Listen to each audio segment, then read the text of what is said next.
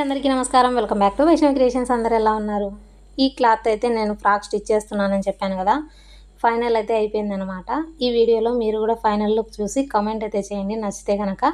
అలాగే లైక్ చేసి సబ్స్క్రైబ్ అయితే చేసుకోండి. ఇలాంటి మంచి ఫ్రాక్ డిజైన్స్తో మీ ముందుకు వస్తూనే ఉంటాను. నేను ఫ్రాక్ అంతా స్టిచ్ చేసిన తర్వాత ఏం జరిగిందంటే, నాకు కొంచెం నాకే అనిపించింది ఏంటంటే కనుక శాటిన్ అనేది నెట్ మీద డామినేట్ చేస్తున్నట్టు అనిపించింది. శాటిన్ ఎక్కువ కనిపిస్తుంది నెట్ క్లాత్ కంటే అని. సో నేనేం చేశానంటే 10 మీటర్స్ని నేను అంబ్రెల్లా కటింగ్ అయితే చేసుకున్నాను. ఆ క్లాత్లో కొంచెం నాకు మిగిలిందనమాట.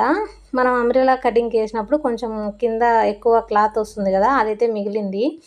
ఇంకా ఇది నాకు ఎక్కువ డామినేట్ చేస్తున్నట్టుంటే శాటిన్ దాన్ని కవర్ చేయడానికి నేను ఒక 30 ఇంచులు క్లాత్ అట్లా మిగిలి ఒక 4 పీసెస్ అయితే మిగిలాయి.